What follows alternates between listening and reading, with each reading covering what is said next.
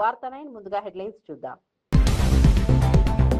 భోగాపురం విమానాశ్రయాన్ని ప్రారంభించనున్న ప్రధాని. భోగాపురం విమానాశ్రయ ప్రారంభానికి ఏర్పాట్లు పూర్తి. ఉత్తరాంధ్ర సంస్కృతితో ప్రధానికి స్వాగతం పలకాలని సీఎం ఆదేశం. రాష్ట్ర అభివృద్ధికి గేమ్ చేంజర్ గా భోగాపురం విమానాశ్రయం.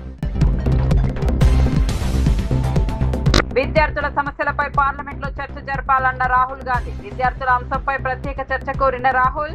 విద్యార్థుల భవిష్యత్తుపై సభలో చర్చ అవసరమని వ్యాఖ్య. విద్యార్థుల సమస్యలపై స్పీకర్ ను కలిసిన రాహుల్. సాగునీటికే తొలి ప్రాధాన్యమన్న మంత్రి నిమ్మల రామానాయుడు. రిజర్వాయర్ల పరిస్థితి తర్వాతే సాగునీటి ప్రణాళికలన్న నిమ్మల. ఆరుతడి పంటల వైపు రైతులు మొగ్గు చూపాలని నిమ్మల సూచన. త్రాగునీటి సాగునీటి అవసరాల సమతుల్యంగా నిర్వహిస్తామని వ్యాఖ్య. రైతుల పట్ల కాంగ్రెస్ నిర్లక్ష్యంగా వ్యవహరిస్తోందన్న కేటీఆర్. పంటల కొనుగోలులో ప్రభుత్వం విఫలమైందని వ్యాఖ్య. రైతు కుటుంబాలకు వెంటనే సాయం అందించాలని కేటీఆర్ డిమాండ్. రైతుల సమస్యలపై ప్రభుత్వం స్పందించలేదన్న కేటీఆర్.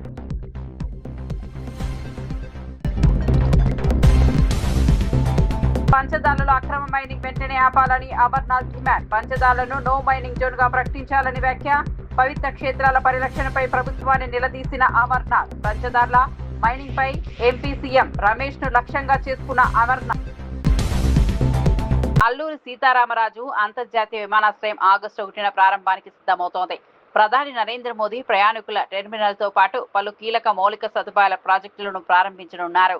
ఏర్పాట్లపై ముఖ్యమంత్రి చంద్రబాబు నాయుడు సమీక్ష నిర్వహించి ఉత్తరాంధ్ర సంస్కృతిని ప్రతిబింబించే దింసా, సబరా, కొమ్ముకోయ గిరిజన నృత్యాలతో అతిథులకు స్వాగతం పలకాలని అధికారులను ఆదేశించారు. GMR skill development centre, aviation hub, ఎడ్యుసిటీని కూడా ప్రారంభించనున్నట్లు తెలిపారు.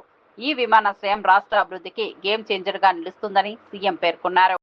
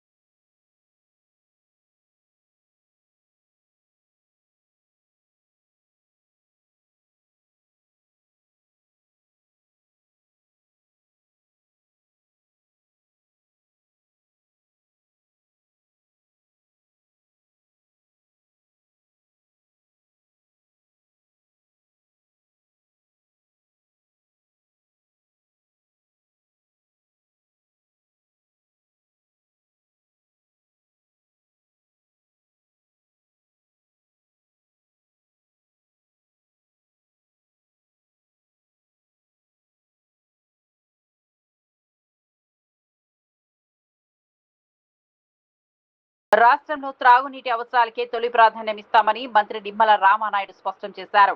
రాబోయే 15 నుంచి 20 రోజుల్లో రిజర్వాయర్లలోకి నీరు చేరిన తర్వాతే సాగునీటి ప్రణాళికలను ఖరారు చేస్తామని తెలిపారు. ప్రస్తుతం నీటి లభ్యతను దృష్టిలో ఉంచుకొని రైతులు ఆరుతడి పంటల వైపు మొగ్గు చూపాలని సూచించారు. డెల్టా ప్రాంత రైతులకు నీటి లభ్యతపై నీటిపారుదల శాఖ అధికారులు స్పష్టమైన సమాచారం అందించాలని ఆదేశించారు. అందుబాటులో ఉన్న నీటి వనరులను సమర్థంగా వినియోగిస్తూ త్రాగునీరు, సాగునీటి అవసరాలను సమతుల్యంగా నిర్వహిస్తామని మంత్రి పేర్కొన్నారు. మళ్ళీ కొత్త గేట్లు ఏర్పాటు చేయడంలో కానీ గోరకల్లు, మీ అందరికీ తెలుసు గోరకల్లు అంటే మరి జిఎన్ఎస్ఎస్ గాలేరి నగర్కి ఆయువు పట్టు. గోరకల్లులో నీరుంటేనే మరి కడప జిల్లాలోను పులివెందుల్లోనూ నీరుండేటువంటి పరిస్థితి. అటువంటి గోరకల్లు ప్రమాదభరితంగా ఉంది అంటే 5 సంవత్సరాల మరి ఆ రోజు ఉన్నటువంటి ప్రభుత్వం పట్టించుకోవాలా. మళ్ళీ ఈరోజు ఆ గోరకొల్లు రిజర్వాయర్కి మళ్ళీ 53 కోట్ల రూపాయలు ఈవేళ నిధులు ఇచ్చి మళ్ళీ టెండర్లు పిలిచినటువంటి పరిస్థితి. ఎందుకంటే గోరకొల్లో నీళ్లుంటేనే అవుకులో నీళ్లుంటాయి, అవుకులో నీళ్లుంటేనే గండికోటలో నీళ్లుంటాయి, గండికోటలో నీళ్లుంటేనే చిత్రావతి బ్యాలెన్స్ రిజర్వాయర్కి నీళ్లుంటాయి. ఇలా ఏ రిజర్వాయర్కి నీళ్లు ఉండాలన్నా జిఎన్ఎస్ఎస్లో గోరకొల్లో ఉండాలి. ఆ చిత్రావతిలో నీళ్లుంటేనే ఆ యొక్క పులివెందుల్లో నీళ్లుంటాయి. అంటే ఈ రకంగా ఎంత అన్యాయం, ఎంత దుర్మార్గం. గత 5 సంవత్సరాల ఇటువంటి ప్రాజెక్టులు, రిజర్వాయర్లు ఒక్క రూపాయి కూడా వెచ్చించకుండా ఎట్లా గాలిలో వాటి భద్రత వదిలేసిందో గత ప్రభుత్వం మనందరం కూడా చూసాం.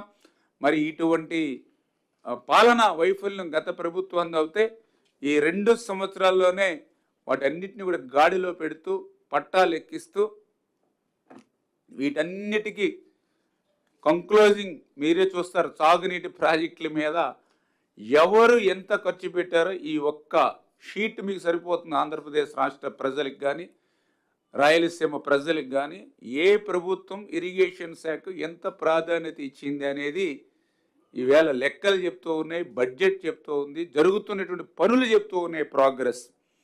అందులో ముఖ్యంగా 2014-2019 5 సంవత్సరాల తెలుగుదేశం ప్రభుత్వ హయాంలో ఆ రోజు ఇరిగేషన్కి సంబంధించి 68,000 కోట్ల రూపాయలు ఆ రోజు మనం వెచ్చించినటువంటి పరిస్థితి. గ్రాఫ్ కూడా చూపించాము ఒకసారి. 68,000 కోట్లు. ఇప్పుడే చూడండి, గ్రాఫ్ చూసుకుంటే మీకు చాలా క్లియర్గా అర్థమవుతూ ఉన్నటువంటి పరిస్థితి. ఒక్కసారి ఆ గ్రాఫ్ చూస్తే ఆ రోజు 2014-2019 5 సంవత్సరాల్లో 68,000 కోట్ల రూపాయలు మేము ఇరిగేషన్ రంగానికి వెచ్చించాం. అదే 2019-2024 5 సంవత్సరాల్లో ఇరిగేషన్కి వెచ్చించింది వైసీపీ హయాంలో 32,000 కోట్ల రూపాయలు. ఎంత డిఫరెన్సో చూడండి. ఇక్కడ ఇంకొక విషయాన్ని చాలా క్లియర్గా అర్థం చేసుకోవాలి మా మీడియా మిత్రులు కూడా, ప్రజలు కూడా. ఆ రోజు 14-19 5 సంవత్సరాల్లో దగ్గర 7 లక్షల కోట్ల బడ్జెట్ మాది. 7 లక్షల కోట్ల బడ్జెట్ ఉంటే 68,000 ఇరిగేషన్కి ఇచ్చాం. నాకు తెలుసుండి 19-24 5 సంవత్సరాల వైసీపీ లోక్సభలో విద్యార్థులు ఎదుర్కొంటున్న సమస్యలపై ప్రత్యేక చర్చ నిర్వహించాలని కాంగ్రెస్ అగ్రనేత రాహుల్ గాంధీ డిమాండ్ చేశారు.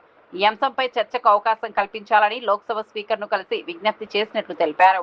దీనిపై స్పందించిన స్పీకర్ ప్రభుత్వ అనుమతి లభిస్తేనే సభలో చర్చ చేపట్టడం సాధ్యమవుతుందని చెప్పారని రాహుల్ వెల్లడించారు. విద్యార్థుల భవిష్యత్తుకు సంబంధించిన కీలక అంశాలపై పార్లమెంట్లో విస్తృతంగా చర్చ జరగాల్సిన అవసరం ఉందని ఆయన అభిప్రాయపడ్డారు. Speaker is telling us that to debate in Parliament, he has to take permission from the government. He is openly telling us that. ठीक है. देखिए, इशू स्टूडेंट्स की है, यूथ के फ्यूचर की है, और ये जो किया जा रहा है, लोगों को मारा जा रहा है, पीटा जा रहा है, this is completely un-Indian. Modi ji has not even apologized for what has happened yesterday. Now, ये जो युवा हैं, ये एजुकेशन सिस्टम के बारे में, टेस्टिंग सिस्टम के बारे में प्रोटेस्ट कर रहे हैं. पूरा देश जानता है कि education system, testing system is broken. It has ceased to exist. Testing system has been hollowed out by termites. That is all they're saying. Nothing wrong with it. We've been saying it. I've been doing presentation after presentation about this. Why is the Prime Minister silent? What is the reason? He should apologize to the students and he should stop this nonsense of police people thrashing students. This is completely wrong. Sir, उनका हवाला देते हुए किरण रिजिजू ने कहा कि आज NDA की बैठक में प्रधानमंत्री ने कहा कि हमने त्वरित एक्शन लिया, हमने बहुत रैपिड एक्शन लिया. We are concerned. Prime Minister is concerned about the students and their future. Action was taken. 13 people were arrested. That has been briefed by the minister. The point is that this is no way to treat the young people of this country. The young people of this country do not have any opportunities.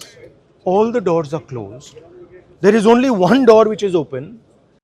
Nellore ఆనమలవారి వీధిలో 60 ఏళ్ల నాటి శిథిలా భవనం slab కూలిపోవడంతో 3 శిథిలాల కింద చిక్కుకున్నారు. సమాచారం అందుకున్న అగ్నిమాపక సిబ్బంది, పోలీసులు, సహాయక బృందాలు వెంటనే సంఘటనా స్థలానికి చేరుకుని వెనుక భాగంలోని కిటికీ ద్వారా 3ని సురక్షితంగా బయటకు తీసుకొచ్చారు.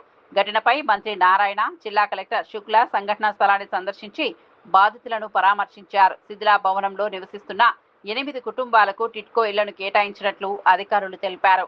సహాయక చర్యల్లో పాల్గొన్న సిబ్బందిని మంత్రి అభినందించారు. ఫ్రంట్ పార్ట్ పడిపోవటం, లోపల ముగ్గురు ఇరుక్కోపోయారు. ఫైర్ వాళ్ళు, పోలీసు వాళ్ళు, ఎలక్ట్రిసిటీ వాళ్ళు అండ్ మున్సిపల్ డిపార్ట్మెంట్ అందరూ వెంటనే స్పాట్కి రావటం, ఆ బ్యాక్ సైడ్ నుంచి వాళ్ళు తీసుకొచ్చారు. నిజంగా ప్రత్యేకంగా అభినందిస్తున్నాను. 8 కాపురాలు ఎవరైతే ఉన్నారో వాళ్ళకి ఇమీడియట్గా టిట్కోస్ శాంక్షన్ చేయమని కమిషనర్ గారు కూడా చెప్పాను. రేపు మార్నింగే రేపే అలాట్ చేయమని. అక్కడైతే ఓల్డ్ బిల్డింగ్స్ ఉన్నాయో మున్సిపల్ అధికారులు ఈ బిల్డింగ్ లైఫ్ అయిపోయింది, దీన్ని డెమాలిష్ చేయాలంటే మీరైనా డెమాలిష్ చేసి కట్టుకోండి, లేదు అంటే మున్సిపల్ అధికారులు దాన్ని డెమాలిష్ చేయడానికి అబ్జెక్షన్ చెప్పొద్దని తెలియజేస్తూ. అనకాపల్లి జిల్లా పంచదార్లలో అక్రమ మైనింగ్ కు వ్యతిరేకంగా వైఎస్ఆర్సీపీ చేపట్టిన చలో పంచదార్ల కార్యక్రమం ఉద్రిక్తంగా మారింది. పవిత్ర పంచదార్ల క్షేత్రాన్ని వెంటనే నో మైనింగ్ జోన్ గా ప్రకటించాలని మాజీ మంత్రి గుడివాడ అమర్నాథ్ డిమాండ్ చేశారు. ఎంపీ సీఎం రమేష్ పై తీవ్ర విమర్శలు చేస్తూ ఆయనను కరప్షన్ మ్యాన్ గా అభివర్ణించారు. శతాబ్దాల చరిత్ర కలిగిన పవిత్ర క్షేత్రాలను మైనింగ్ పేరుతో ధ్వంసం చేయడం సరికాదన్నారు.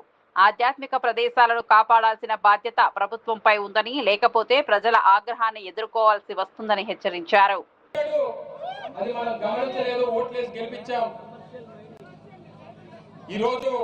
కొండలు దోచిపోతా ఉన్నాడు, గుడిని గుళ్ళో లింగాన్ని దోచిపోయేటువంటి కార్యక్రమం చేస్తా ఉన్నాడు. నిన్న మొన్న చూసాం, అనకాపల్లి నుంచి అయోధ్యకి రైలు వేసాడంట.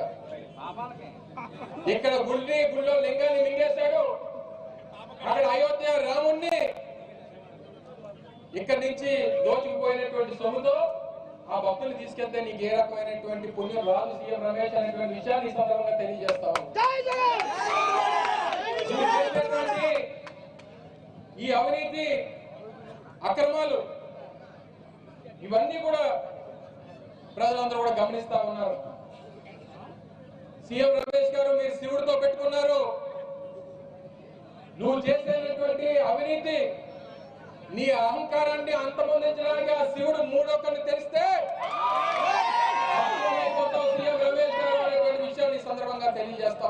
తెలంగాణలో రైతుల పరిస్థితిపై కాంగ్రెస్ ప్రభుత్వాన్ని తీవ్రంగా విమర్శించారు BRS working president KTR. Congress తెచ్చిన కరువుతో రైతులు తీవ్ర ఇబ్బందులు పడుతున్నారని ఆరోపించారు. పంటలను ప్రభుత్వం కొనుగోలు చేయకపోవడంతో వాటిని కాపాడుకునే ప్రయత్నంలో 4 రైతులు ప్రాణాలు కోల్పోయారని తెలిపారు. రైతు కుటుంబాలకు న్యాయం చేయాలని బీఆర్ఎస్ నేతలు గంటల తరబడి ధర్నా చేసినా ప్రభుత్వం స్పందించలేదని విమర్శించారు. మరణించిన రైతుల కుటుంబాలకు తక్షణ సాయం అందించి పంటల కొనుగోలు విషయంలో ప్రభుత్వం వెంటనే చర్యలు తీసుకోవాలని కేటీఆర్ డిమాండ్ చేశారు. చిరాలలో జరిగింది రైతు సోదరులకు ఒక మహా విషాదం. ఒకటే నియోజకవర్గంలో ప్రభుత్వం పంటలు కొనకపోతే కొనుగోలు కేంద్రాలలో కాపుగాసి అక్కడే ఉండి ఎక్కడ మా పంట నష్టమవుతుందో అని చెప్పి భయంతోని కదలకుండా ధాన్యాన్ని కాపాడుకునే ప్రయత్నంలో 4 అన్నదాతలు మృత్యువాత పడ్డారు. ప్రభుత్వ నిర్లక్ష్యం వల్ల తెచ్చిన ధాన్యాన్ని 30 రోజులు 60 రోజులు కొనేటోడు దిక్కులేడు, సంచులిచ్చేటోడు దిక్కులేడు. ఈ దిక్కు దివానం లేని ప్రభుత్వంలో అన్నదాతకు మరి దిక్కులేని పరిస్థితి వస్తే ఆ పంటను కాపాడుకునే ప్రయత్నంలో ఆ కొనుగోలు కేంద్రం దగ్గరే కాపుగా చిన్నప్పుడు గోడ కూలితే 4 రైతులు చనిపోవడం జరిగింది. 4 రైతులు చనిపోతే ప్రధాన ప్రతిపక్ష నాయకులు, ప్రధాన ప్రతిపక్ష పార్టీకి సంబంధించిన బీఆర్ఎస్ పార్టీకి సంబంధించిన నాయకత్వం, మాజీ ఎమ్మెల్యే మా దివాకర్ రావు గారు, మా జీవన్ రెడ్డి గారు, మాజీ మంత్రి గారు 8 గంటలు ధర్నా చేసినా దున్నపోతు మీద వానబడ్డట్టు ప్రభుత్వం నుంచి స్పందన రాలే. చివరికి ఏదో మొక్కుబడిగా ఒప్పుకున్నారు, చూస్తాం చేస్తాం ఒప్పుకున్నారు. కానీ ఈ రోజు వరకు దాదాపు 2.5 నెలలు గడిచిపోయినా స్పందన లేదు.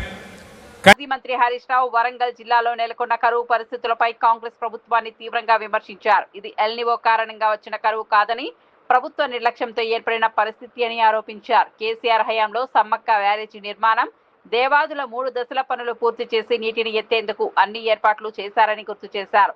ప్రస్తుతం పంపులు ప్రారంభించకుండా ప్రభుత్వం రైతులను ఇబ్బందులకు గురి చేస్తోందన్నారు. వెంటనే సాగునీటిని విడుదల చేసి రైతులను ఆదుకోవాలని హరీష్ రావు ప్రభుత్వాన్ని డిమాండ్ చేశారు. కట్నీళ్లు పెట్టే పొయ్యి లెక్క తయారున్నా కూడా మీ నిర్లక్ష్యం వల్ల నీళ్లెత్తక వరంగల్ జిల్లాను కరువు కోరల్లో మీరు నిలుపుతా ఉన్నారు. ఇవాళ బీఆర్ఎస్ ప్రభుత్వం 3,17,000 ఎకరాల ఆయకట్టును నీళ్లు ఇవ్వడానికి దేవాదుల పూర్తి చేసింది.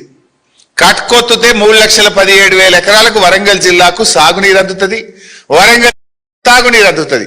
కట్క ఒత్తకుండా మీరు ఎందుకు వరంగల్ జిల్లాను ఆగం చేస్తున్నారు? మీ గుర్తు పోయిన సంవత్సరం కూడా 8 కోట్ల రూపాయలు మెయింటెనెన్స్ బిల్లులు ఇవ్వకపోవడం వల్ల దేవాదులలో 50 రోజులు ఆలస్యంగా మోటార్లు ప్రారంభమైనాయి. దాంతో 700-800 కోట్ల రూపాయల పంట వరంగల్ జిల్లాలో గత సంవత్సరం ఎండబెట్టింది కాంగ్రెస్ ప్రభుత్వం. అర్ధాంతరంగా మీరు మోటార్లు ఆన్ చేయక 7-8 కోట్ల రూపాయలు విడుదల చేయక 800 కోట్ల రూపాయల పంటను పోయిన సంవత్సరం దేవాదుల కింద ఎండబెట్టింది కాంగ్రెస్. ఈ సంవత్సరం కూడా ఇంత ఎలినినో వస్తుందని శాస్త్రవేత్తలు, ప్రపంచము, భారత ప్రభుత్వం చెప్తుంటే 6 నెలల నుంచి చెప్తుంటే మొద్దు నిద్రపోతున్నారా? మెయింటెనెన్స్ వర్క్స్ చేసుకోరా? ట్రాన్స్ఫార్మర్లు రిపేర్స్ ఉంటే చేసుకోరా? ఎందుకు 10 మోటార్లు నడపడం లేదు? ఇది నేరపూరిత నిర్లక్ష్యం కాదా? నీళ్లుండి కూడా ఎత్తకపోవడానికి ఇవాళ ఏం చేయాలి? మిమ్మల్ని నీళ్లు కండ్ల ముందు నీళ్లు ఉండగా కూడా ఒడిసి పెట్టాల్సింది పోయి మీరు కింద. విద్యా ఐటీ శాఖల మంత్రి నారా లోకేష్ మంగళగిరిలో పేదల కుటుంబాలకు సుమారు 1000 కోట్ల విలువైన శాశ్వత ఇంటి స్థలాల పట్టాలను పంపిణీ చేశారు. ఎన్నికల సమయంలో ఇచ్చిన హామీ మేరకు ఈ కార్యక్రమాన్ని అమలు చేస్తున్నామని తెలిపారు. కూటమి ప్రభుత్వం రాష్ట్ర ఆర్థిక వ్యవస్థను గాడిలో పెట్టడంతో పాటు ఆర్థిక అభివృద్ధిని, సంక్షేమాన్ని సమానంగా ముందుకు తీసుకెళ్తోందన్నారు. అర్హులైన ప్రతి పేద కుటుంబానికి సొంత ఇంటి కలను నెరవేర్చడమే ప్రభుత్వ లక్ష్యమని స్పష్టం చేశారు. సంక్షేమంతో పాటు అభివృద్ధిని సమన్వయం చేస్తూ రాష్ట్రాన్ని పురోగతి దిశగా తీసుకెళ్తామని లోకేష్ పేర్కొన్నారు. నేనేంటో మీకు అర్థమవలేదు. ఈ లోపల ఎన్నికలు అయిపోయినాయి. 5300 ఓట్లతో ఓడిపోయా. ఓడిపోయిన రోజు బాధ, ఆవేదన నాకు కలిగింది. కానీ రెండో రోజు నుంచి ఆ బాధ, ఆవేదన నాలో కసి పెంచింది. ఇక్కడనే మళ్ళీ పోటీ చేయాలి, మీ మనసు గెలుచుకోవాలని ఆనాడు నా ప్రయాణం ప్రారంభించా. 5 సంవత్సరాలు ఎప్పుడు మంగళగిరి ప్రజల్ని కలిసినా, ఆయా దశాబ్దాలుగా మేము మా ప్రాంతంలో నివసిస్తున్నాం. బంధువులు కానీ, మిత్రులు కానీ అందరూ మా ప్రాంతంలో ఉన్నారు. రూపాయి జమ చేర్చి ఈరోజు ఇల్లు కట్టుకున్నాం. ఎవరో అపోవాలేస్తున్నారు, ఇక్కడ ఉండేదానికి లేదంటున్నారు, రేపు మా భూమి లాగేసుకుంటున్నా అంటున్నారు. మీరు మా భూమికి శాశ్వత హక్కు కల్పించండి అని మీరు అడుగుతూ వచ్చారు. ఆ రోజు నేను మీ అందరికి ఒకటే చెప్పా, ఒకేసారి అందరు భూముల్ని నేను రెగ్యులరైజ్ చేయలేను. ఎందుకంటే కొన్ని అటవీ శాఖ కింద ఉంటాయి, కొన్ని కొండ పోరంబోక్ అని ఉంటాయి, అనేక క్లాసిఫికేషన్స్ కింద ఉంటాయి. కానీ తప్పనిసరిగా ఇచ్చిన హామీ 5 సంవత్సరాలు నేను నిలబెట్టుకుంటా అన్నాను. ఈరోజు రెండో విడత కింద 3000 కుటుంబాలకి శాశ్వత భూ హక్కు కల్పిస్తున్నాం. భూమి మీది, మీరే ఉంటున్నారు, ఇల్లు కట్టుకుని నివసిస్తున్నారు, కానీ తాకట్టు పెట్టే పరిస్థితి లేదు. భయంతో మీరు బతికారు. ఎవరో వస్తారంట, ఎవరో బీకేస్తారంటనా దశాబ్దాలుగా ఒక భయంలో మీరు బతికారు. ఈరోజు ఆ భయం అనేది పోతుంది. అది మీకు శాశ్వత హక్కు ఆ భూమి పైన ఈరోజు కూటమి ప్రభుత్వం మీకు కల్పిస్తుంది. ఆనాడు మీ అందరిని ఒక విషయం కోరా. 2019 ఎన్నికల తర్వాత నేను అనేక అవమానాలు ఎదుర్కొన్నా. చాలా మంది నన్ను ఎగతాళి చేశారు. సొంత నియోజకవర్గం గెలుచుకోలేకపోయాం. చంద్రబాబు నాయుడు గారి పైన కూడా కించపరిచే విధంగా మాట్లాడారు. నీ కొడుకును నువ్వు గెలిపించలేకపోయావు అని చెప్పారు అన్నాడు. మిమ్మల్ని అందరూ ఒకే విషయం అడిగా, 5300 ఓట్లతో ఓడిపోయా, దాని పక్కన ఒక్క 0 పెట్టి నన్ను గెలిపించండి, అభివృద్ధి సంక్షేమం ఏంటో చేసి చూపిస్తానని చెప్పా. ఎవ్వరు ఊహించిన విధంగా ఆంధ్ర రాష్ట్ర చరిత్రలో టాప్ 3 మెజారిటీతో 91,000 మెజారిటీతో నన్ను గెలిపించి మీరు శాసనసభకు పంపించారు. మీరు ఎంత ఎక్కువ మెజారిటీ ఇస్తే అంత కొండంత బలం వస్తుందని నాకు ఆనాడు చెప్పా. ఆ బలమే ఈరోజు నన్ను నడిపిస్తుంది. సంక్షేమ అభివృద్ధి అనేది కూటమి ప్రభుత్వం జోడెద్దుల బండి. రెండు మేము కలుపుకుని తీసుకెళ్తున్నాం. మన ప్రభుత్వం అధికారంలోకి వచ్చినప్పుడు ఆదాయం రూపాయి అవుతే ఖర్చు ₹60 ఉండే. పెన్షన్లు, అధికారుల జీతాలు, ఇంకో పక్కన అభివృద్ధి కార్యక్రమాలు. గడిచిన 2 సంవత్సరాలు కూటమి ప్రభుత్వం అహర్నిశలు కష్టపడి పెద్ద ఎత్తున పరిశ్రమలు తీసుకొస్తాం కానివ్వండి, ఆగిపోయిన పనులు ప్రారంభిస్తాం కానివ్వండి, ఇవన్నీ చేసిన తర్వాత ఈరోజు ఆదాయం రూపాయి వస్తే ఖర్చు ఇంకా ₹40 ఉంది. ఇంకా ఆర్థిక ఇబ్బందుల నుంచి మనం బయటికి రాల. కానీ కూటమి ప్రభుత్వం లక్ష్యం ఒకటే, ఇచ్చిన హామీ నిలబెట్టుకోవాలని. ఇంకో పక్కన నాకు అన్న సమానమైన పవన్ అన్న కూడా ఉన్నారు. మొన్న కూడా అన్నను కలిసినప్పుడు ఒక మాట అన్న రాజకీయాలు వేరు, రిలేషన్షిప్ వేరు. ఆ రోజు చంద్రబాబు నాయుడు గారిని ఒక తప్పు కేసు పెట్టి జైలుకి పంపించినప్పుడు కరెక్ట్గా 3 రోజుల తర్వాత పవన్ అన్న వచ్చి నన్ను కలిశారు. ఆయన ఒక మంచి మాట అన్నారు, నీకు అన్నగా నేను నిలబడతా, నీకేమున్నా ఎప్పుడున్నా ఒక్క ఫోన్ చేయని నాకు భరోసా ఇచ్చింది మా పవన్ అన్న. ఈరోజు కేబినెట్ మీటింగ్లో మంగళగిరి పనులు వస్తూ ఉంటాయి, 100 పడకల ఆసుపత్రి కానివ్వండి, మిగతా కార్యక్రమాలు వచ్చినప్పుడు నా ఎదురుగా అటు పక్క కూర్చుని ఉంటారు. ఆయన నా వైపు చూసి బాగా నవ్వుతారు, అన్నీ నువ్వు పట్టుకెళ్తున్నావా అన్నట్టుగా. అంటే అందరం కలిసి పనిచేస్తున్నాం, పోటీ పడి పనిచేస్తున్నాం. రాష్ట్రాన్ని అభివృద్ధి చేయాలి, దారి తప్పిన రాష్ట్రాన్ని సరైన దారిలో పెట్టాలి లక్ష్యంతో మేమందరం పనిచేస్తున్నాం. పంచదార్ల ఉమా ధర్మలింగేశ్వర స్వామి ఆలయం పరిసరాల్లో జరుగుతున్న మైనింగ్ పై తీవ్ర అభ్యంతరాలు వ్యక్తమవుతున్నాయి. సుమారు 12 శతాబ్దాల చరిత్ర కలిగిన ఈ పవిత్ర క్షేత్రం చుట్టూ కొండలను త్రవ్వడం సనాతన సంప్రదాయాలకు విరుద్ధమని విమర్శలు వ్యక్తమవుతున్నాయి. గతంలో ప్రభుత్వ భవనాల నిర్మాణాలపై మాట్లాడిన నాయకులు ఇప్పుడు ఈ అంశంపై ఎందుకు స్పందించడం లేదని ప్రశ్నించారు. పవిత్ర క్షేత్రాలను పరిరక్షించడం ప్రభుత్వ బాధ్యత అని, మైనింగ్ కార్యకలాపాలను వెంటనే నిలిపివేయాలని డిమాండ్ చేశారు.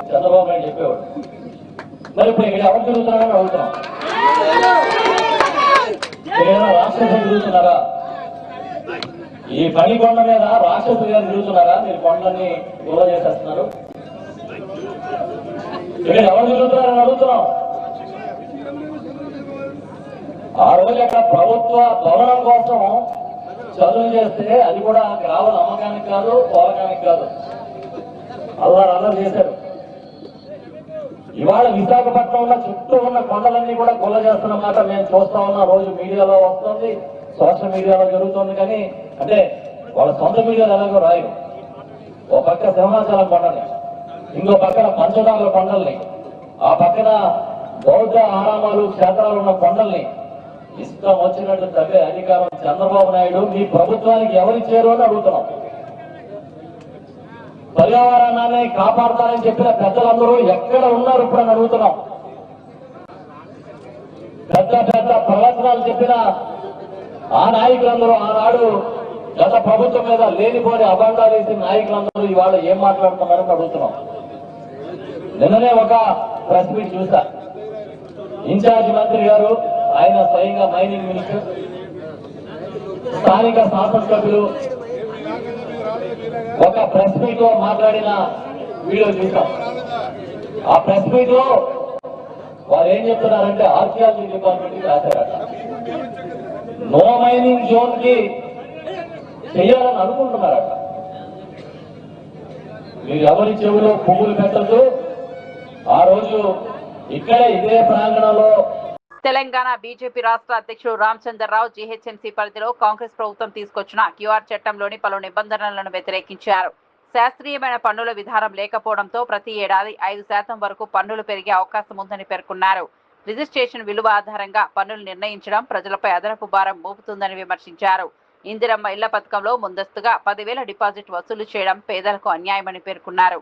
అర్హులైన ప్రతి కుటుంబానికి ఎలాంటి ఆర్థిక షరతులు లేకుండా ఇల్లు అందించాలని ప్రభుత్వాన్ని కోరారు. దాంట్లో కొన్ని అభ్యంతరాలు ఉన్నాయి. ముఖ్యంగా ట్యాక్సేషన్ సిస్టంలో ఎక్కడ కూడా సైంటిఫిక్ ట్యాక్సేషన్ లేదు.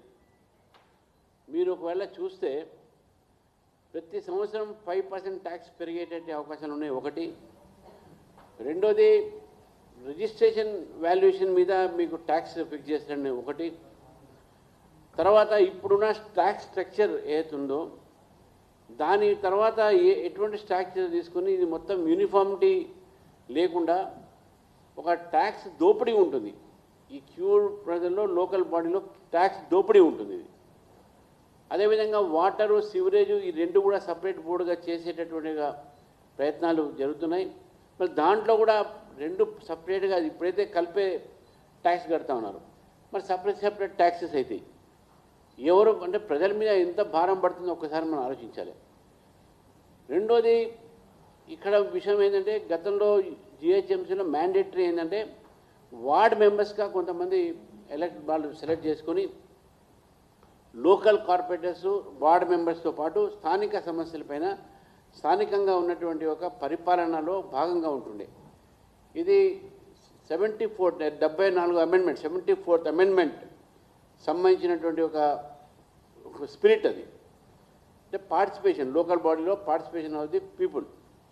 దీంతో అర్బన్ లోకల్ బాడీస్లో వార్డ్ మెంబర్స్ అనేది ఉందో ఇది మ్యాండేటరీ, చట్టంలో మ్యాండేటరీ అది. ఇది దీంట్లో ఎక్కడ కూడా వార్డ్ మెంబర్స్ ఒక అభిప్రాయాలు కానీ ఎక్కడ కానీ లేదు ఇక్కడ. తర్వాత ఎన్నుకోబడ్డటువంటి ఒక ఏవైతే ప్రజాప్రతినిధులు ఉంటారో కార్పొరేటర్స్ కానీ కానీ వాళ్ళకి సంబంధించినటువంటి కూడా దీంట్లో ఎక్కడ కూడా రోల్ ఉంటుంది అనేది ఎక్కడ స్పష్టంగా లేదు అది. సో కాబట్టి ఈ యొక్క చట్టం ఏదైతే ఉన్నదో ముఖ్యంగా అనేక రెసిడెన్షియల్ అసోసియేషన్స్ వాళ్ళు దీన్ని వ్యతిరేకిస్తూ ఉన్నారు. మెగా డిఎస్సీ నియామకాలపై వస్తున్న ఆరోపణలను ఎమ్మెల్సీ భూమిరెడ్డి రామ్ గోపాల్ రెడ్డి తీవ్రంగా ఖండించారు. మంత్రి నారా లోకేష్ నేతృత్వంలో నిర్వహించిన డిఎస్సీ నియామకాల్లో ఎలాంటి అక్రమాలు జరగలేదని స్పష్టం చేశారు. ఆధారాలు లేకుండా కోర్టును ఆశ్రయించిన వైఎస్ఆర్సీపీ నేతలకు న్యాయస్థానంలో నిరాశ ఎదురైందని విమర్శించారు. నిరుద్యోగ యువత భవిష్యత్తుతో రాజకీయాలు చేయడం తగదని అన్నారు. ఎన్డీఏ ప్రభుత్వం పారదర్శకంగా ఉద్యోగాలు భర్తీ చేపడుతోందని, అర్హులైన అభ్యర్థులకు న్యాయం జరుగుతుందని రామ్ గోపాల్ రెడ్డి తెలిపారు. యువత ఆకాంక్షలపైన గొడ్డలు వేటు వేయాలని చేస్తున్న కుట్రలు సఫలం కావడం లేదు.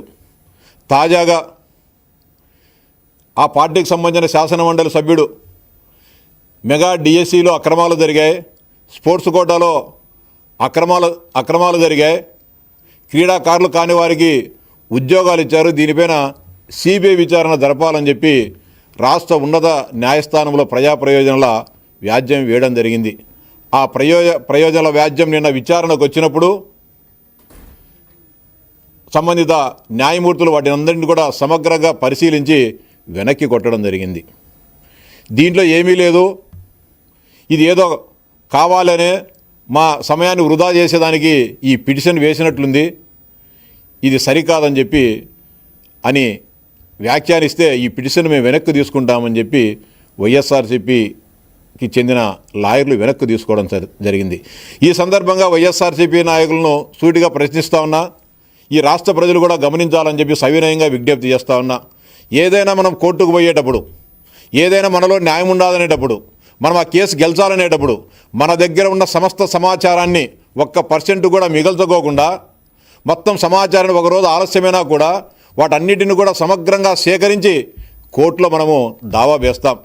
కానీ వైఎస్ఆర్సీపీ నాయకుల దగ్గర ఏ ఆధారాలు లేవు కాబట్టి, మెగా డిఎస్సిలో ఏ చిన్న తప్పు కూడా లేదు కాబట్టి, వారికి ఏమీ దొరకలేదు కాబట్టి ఊరికి వేగ్గా ఏదో 4 పేపర్లు పెట్టేసి 16,000 మంది పేర్లు పెట్టేసి, లేకపోతే స్పోర్ట్స్ కోటాలో వచ్చిన వాళ్ళ పేర్లు పెట్టి వీళ్ళందరిపైన సిబిఐ విచారణ జరపండి అని చెప్పి పిటిషన్ వేసి మొటిక్కాయలు కొట్టించుకోవడం జరిగింది. రాష్ట్ర ప్రజలు కూడా గమనించాలా. అంటే వీరు చేస్తున్న కుట్రలు ఏ విధంగా ఉన్నాయి. దాదాపు 7 ఏడాది అవుతుంటే వారు ఉద్యోగాలు నియామకాలు పొంది ఈరోజు కూడా భోగాపురం విమానాశ్రయాన్ని ప్రారంభించనున్న ప్రధాని. భోగాపురం విమానాశ్రయ ప్రారంభానికి ఏర్పాట్లు పూర్తి. ఉత్తరాంధ్ర సంస్కృతితో ప్రధానికి స్వాగతం పలకాలని సీఎం ఆదేశం. రాష్ట్ర అభివృద్ధికి గేమ్ చేంజర్ గా భోగాపురం విమానాశ్రయం. విద్యార్థుల సమస్యలపై పార్లమెంట్ లో చర్చ జరపాలన్న రాహుల్ గాంధీ. విద్యార్థుల అంశంపై ప్రత్యేక చర్చ కోరిన రాహుల్. విద్యార్థుల భవిష్యత్తుపై సభలో చర్చ అవసరమని వ్యాఖ్య. విద్యార్థుల సమస్యలపై స్పీకర్ ను కలిసిన రాహుల్. సాగునీటికే తొలి ప్రాధాన్యమన్న మంత్రి నిమ్మల రామానాయుడు. రిజర్వాయర్ల పరిస్థితి తర్వాతే సాగునీటి ప్రణాళికలన్న నిమ్మల. 6 తడి పంటల వైపు రైతులు మొగ్గు చూపాలని నిమ్మల సూచన. త్రాగునీటి, సాగునీటి అవసరాల సమతుల్యంగా నిర్వహిస్తామని వ్యాఖ్య. రైతుల పట్ల కాంగ్రెస్ నిర్లక్ష్యంగా వ్యవహరిస్తోందన్న కేటీఆర్. పంటల కొనుగోలులో ప్రభుత్వం విఫలమైందని వ్యాఖ్య. రైతు కుటుంబాలకు వెంటనే సాయం అందించాలని కేటీఆర్ డిమాండ్. రైతుల సమస్యలపై ప్రభుత్వం స్పందించలేదన్న కేటీఆర్.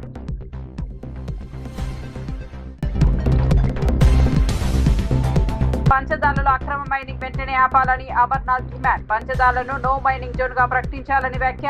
పవిత్ర క్షేత్రాల పరిరక్షణపై ప్రభుత్వాన్ని నిలదీసిన అమర్నాథ్. పంచదారల మైనింగ్ పై ఎంపీ సీఎం రమేష్ ను లక్ష్యంగా చేసుకున్న అమర్నాథ్.